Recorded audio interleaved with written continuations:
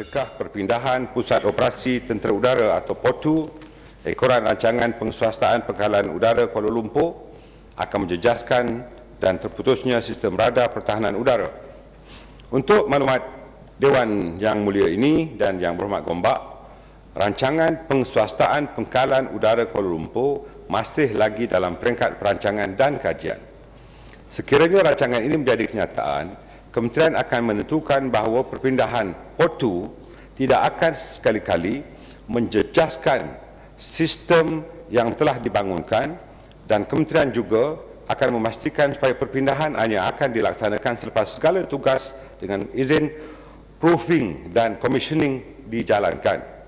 Untuk maklumat juga, sistem radar bersepadu yang telah dibangunkan tidak akan terjejas kerana TUDM telah mempunyai sistem yang redundant sebagai alternatif terhadap sistem radar bersepadu negara.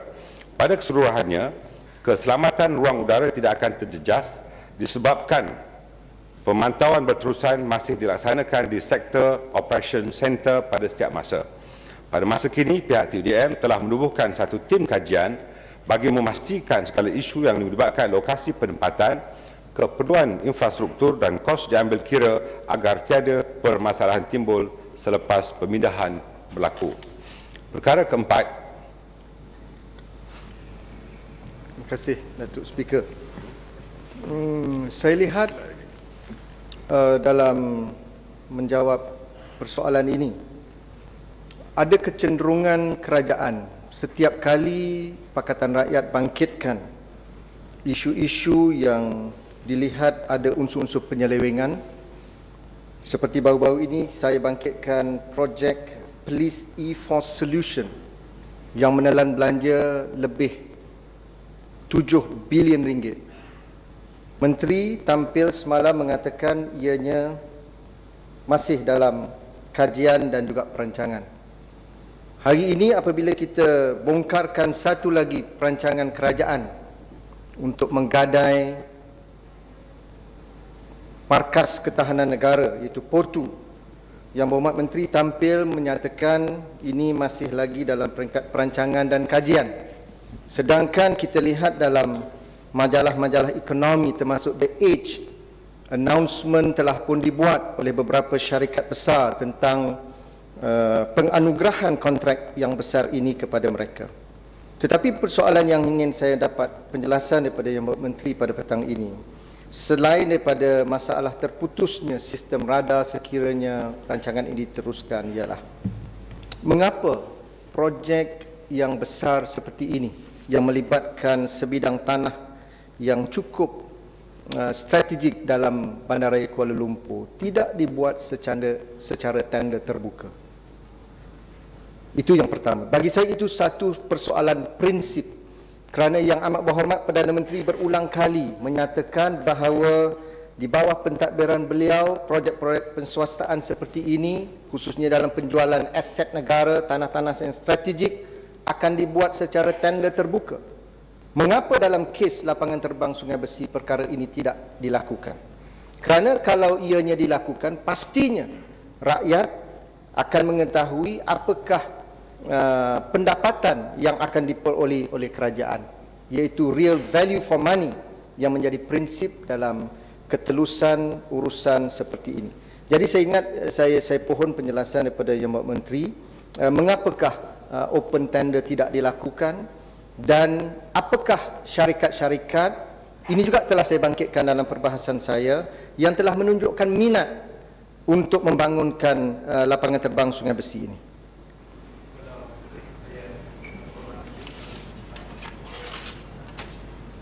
Saya pun seperti Yang Berhormat Gombak ingin mendapat kepastian pada peringkat dasar, kalau tidak yang terperincinya tentang kedudukan pengkalan TUDM Sungai Besi ini.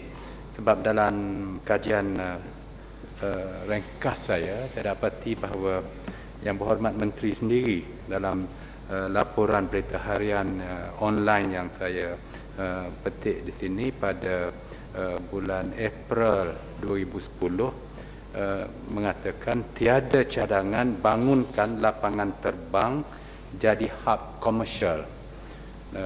Kemudiannya sudah tentu TUDM, Panglimanya sendiri mengatakan TUDM sedia kosongkan Sungai Besi.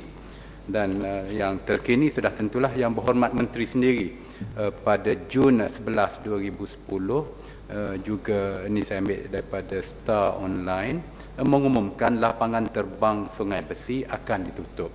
Jadi saya menyambut baik Yang Berhormat Menteri sebutkan tadi bahawa belum ada kepastian lagi tentang kedudukan lapangan terbang ini. Jadi di mana yang belum pasti? Belum pastinya syarikat mana yang dapat, berapa fasa akan dibangunkan, dan kroni mana ataupun tokoh mana atau keluarga mana akan diperolehi jika diberikan ataupun tidak ada langsung, tidak akan dan akan kekal menjadi tentera, pengkalan tentera. Terima kasih Yang Berhormat.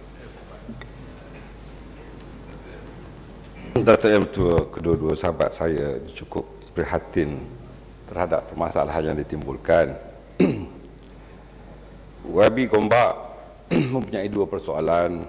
Kenapa tidak dibuat cara tender terbuka dan apakah nama-nama masyarakat itu?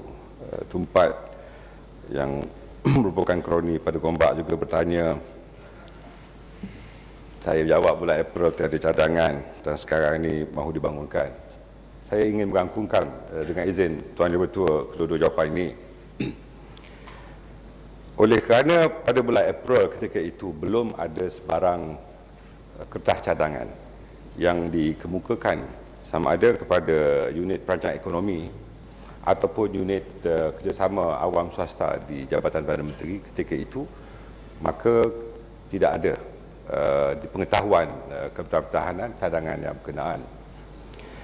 Namun ianya telah dibawa ke Kabinet Jemaah Menteri cadangan yang telah dikemukakan oleh Satu Malaysia Development Corporations dan juga Lembaga Tabung Angkatan Tentera. Maka Kementerian Pertahanan telah dimaklumkan mengenai cadangan itu di samping dua cadangan lain. Dua cadangan daripada syarikat lain yang telah dikemukakan kepada kerajaan.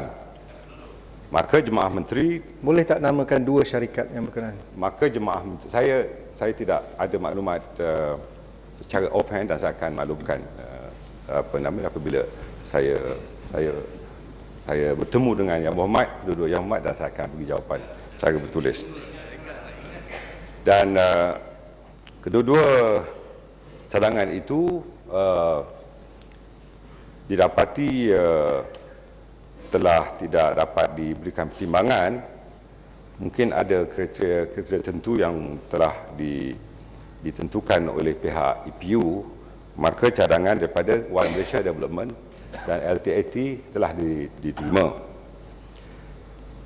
Dan oleh kerana ianya masih di peringkat kelulusan prinsip dan tidak ada dengan izin letter of intent dikeluarkan, maka pihak Kementerian Pertahanan dan EPU sedang mengkaji secara detail. Sebab prinsip yang kami tekankan ialah kawasan itu tidak boleh dibangunkan selagi semua kemudahan-kemudahan dan peralatan-peralatan yang sedia ada tidak diganti di suatu tempat yang baru. Oleh demikian, perkara pertahanan negara dan juga aset-aset yang berkaitan dengan soal keselamatan dan pertahanan diberikan keutamaan. Dan saya yakin apa yang dilakukan oleh pihak EPU tentu mengambil kira harga pampasan mengikut harga pasaran, dan Kementerian Pertahanan akan menentukan bahawa semua peralatan yang digantikan bukan peralatan sedia ada, malah kita mahu peralatan itu dengan izin state of the arts supaya kecanggihan teknologi mengikut kehendak semasa dapat diberikan kepada Kementerian Pertahanan untuk kegunaan kita.